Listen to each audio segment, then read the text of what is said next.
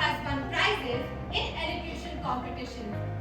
He believes in keeping things simple and never giving up, inspired by the wisdom of Warren Buffett. He faces challenges positively and enjoys trying new things like cycling and watching exciting TV shows. And he likes learning about all sorts of interesting things that catch his eye with a curious and rational mindset. Kanaad admires Dr. Jaishankar for his work in geopolitics and believes in following your dreams with determination. Inspired by his name itself, just like atoms form the building blocks of our nature, he says that our visions are an accumulation of our incremental efforts. He believes in embracing the flow of life, constructively dealing with criticism, and accepting the twists and turns it presents. In the words of Kanaad himself, if you have a vision, just go in the direction. So, let's ignite the atmosphere as we welcome our illustrious speaker, Master Kanaad Bhat, with the topic Rupee.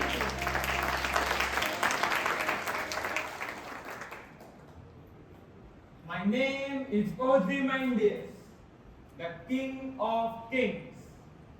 Look on my works, ye mighty and despairs. Nothing beside remains. Round the decay of that colossal wreck, boundless and bare, alone and level sands stretch far away. The earth is littered with kingdoms that once thought they were immortal. The story of Ozymandias reflects this. A proud king, boasting of his power, and now just a broken statue in the desert seas. Just as the power and wealth of a person becomes meaningless and worthless after his demise, similarly, there were a few events in the economic history of our country that turned something valuable to worthless immediately. Events that had ensued chaos and havoc in the minds of 1.3 billion citizens of India. The day of 8th of November 2016, the day of demonetization. Let's understand demonetization with a very simple example. It is like suddenly all the high value currency in monopoly becomes useless and you have to exchange it to keep on playing. Not a big deal in monopoly.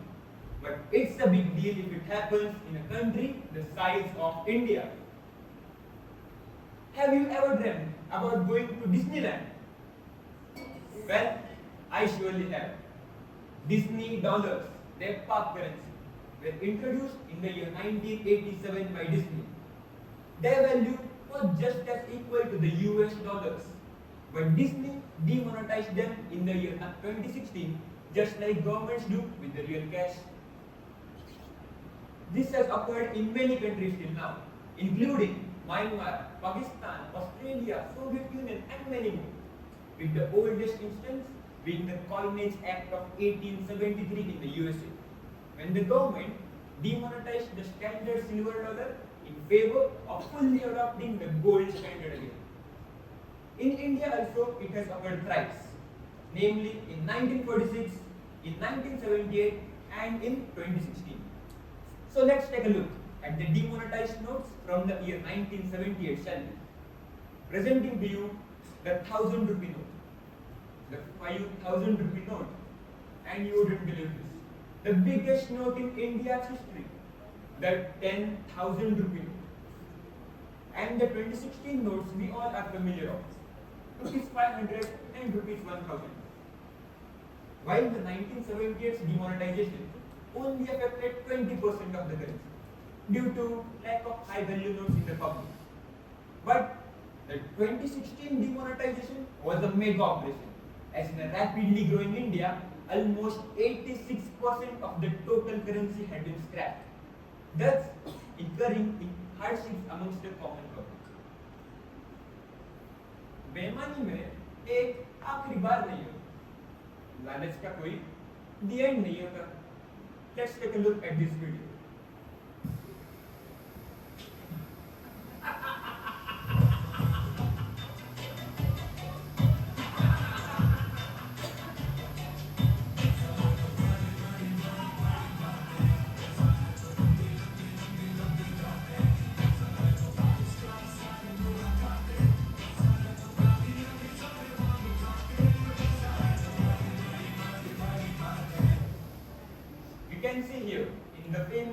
from web series Fuzzy.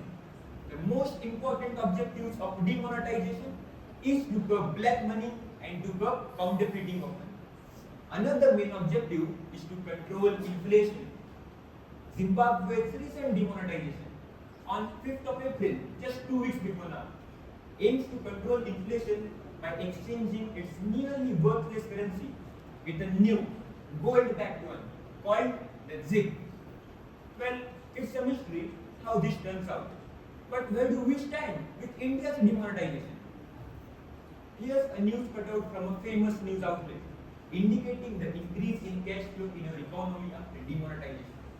But let's take a look at the graph right here.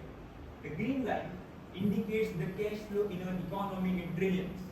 But at the rate India is progressing, the total cash flow as a percentage of India's GDP, shown by the golden line, has remained constant at around 12% since the years 2016 till the years 2020. Demonetization did not affect everyone in a similar manner. The worst hit sectors were the ones which were heavily cash flow dependent. Agricultural sector was the worst because farmers were using cash to buy their daily groceries. Banking sector had the biggest immediate impact. The Indian indices of Nifty and Sensex fell by more than 6% in just one single day. There were other impacts on other sectors too, just like the real estate sector and the tourism and hospitality sectors. But even during these times of hardships, we did not lose our true spirit of Indian Jugaad. Here's an incident when a guy from Madurai used a check of rupees 5 to a public toilet. Why? Just because he was out of cash. And here's another tactic. To make a proxy to stand in line for you, instead of wasting your own precious hours. Well, that's pretty ingenious for me. But when things are going rough, you got to do what you got to do. There were some positive impacts as well. Let's take a look at a video right here. That 8 November 2016, last year, same day, my wife was telling me in the morning, passing 8 p.m. Modi ji made a speech, 8:15 she came out with 2 lakh rupees cash. According to the statistics, almost 99.3% of the total currency had been returned to the banks. It led to the formalization of the currency, as all the dead money that had been lying in people's houses got back into the banks. And the rest, 0.7%.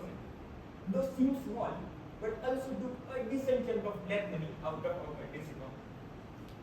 India saw a rise of additional 1 crore personal income tax returns, a rise of 32% in just one single year, thus increasing the taxpayer base of India and generating more revenue for the Indian economy. And then comes India's masterstroke to solve the problems of the nation, that is, the UPI. Did you guys know? Back in 2011, an average Indian was doing just 6 online transactions in the whole year. I guess we can even do 6 transactions in a day now, right? But as people were facing the cash crunch, they turned to online payments as a habit. And now, almost half of the world's digital payment volume is generated only through India. UPI had helped Indian economy to recover in various ways. Definitely, the Indian banks had been shook up pretty bad because of the demonetization. But India's market cap ranks 4th in the whole world, partly thanks to UPI, which led to the increased participation and thus increasing the liquidity of the market. The common Indian retailers also faced pretty badly because of the cash crunch. But UPI had helped them to stand back on their feet. Now, it's just our second nature to take out your phone, scan the QR code and do the online payment. Though it means we spend online more easily and more frequently, right? But this is the status of my poor bank account after I'm done with online transactions. It's hard to change. But can you guys imagine doing an online transaction on this phone, and that too without internet? Yes, my friends, that too is possible. with an advancement of UPI called the e-Rupee. E-Rupee works on basically two technologies of SMS codes and QR codes only. That's pretty revolutionary. There was a saying pretty famous in parts of India. Delhi से 100 रुपए निकलते हैं मगर गांव तक आते हैं 50 रुपए नहीं बचते. This shows the problem of corruption in your country. But with e-Rupee, we can solve that too. Let's say the government wants to send a farmer ₹1,000 to buy fertilizers for his crops. What does the government do? The government simply sends him a QR code which works on a prepaid interface just like your SIM card. The farmer can use that QR code to buy fertilizers from any of the government approved shops. And that's how we know where the money had been utilized effectively. USA is a superpower because of its dollar. And dollar is the strongest currency because it is widely accepted. UPI has been embraced by many countries till now, including UAE, France and Singapore. So according to me, India's geopolitical master plan to put India on front foot in global banking will be surely led by our very own UPI. Engineering. Engineering is all about implementing projects. You will be implementing a lot of projects in your technical and professional journey.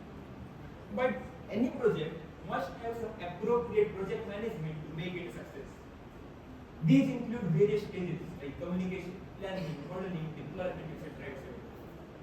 But what is the point is that these technical models, these life cycle models, do not work only for our technical projects, but their core fundamentals and methodologies to make any project a success are useful in implementing real life projects too, just like demonetization.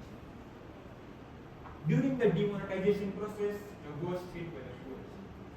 The daily wage earners is lived on a hand-to-mouth basis. But India has implemented some various successful programs, including the Pradhan Mantri Rozgar Protsahan Yojana and the Pradhan Mantri Jan Dhan Yojana, thus ensuring an inclusive effort in India's success journey. What is time? Let's take a look at this video. Time is now the currency. We earn it and spend it. The rich can live forever. And the rest of us, I just want to wake up with more time on my hand than hours in the day.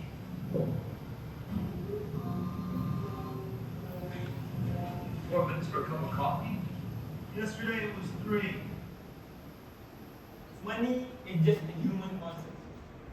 Its value is dependent on factors not even in your control. But what's the one thing that is in your control? Your time. If money didn't exist, what would you trade instead? Your time. Regardless of all our differences, we all share one thing in common: time. So, the greatest wealth of all is time. Success isn't permanent and failure isn't fatal. An engineer must learn and adapt from the both, giving each its due time. Demonetization had mixed impacts across India. But there's no one way to deal with corruption, black money, money laundering, etc. But according to me, it's the courage to persevere that matters the most. It is rightly said that true wealth lies not in what we own, but in who we are and what we can do.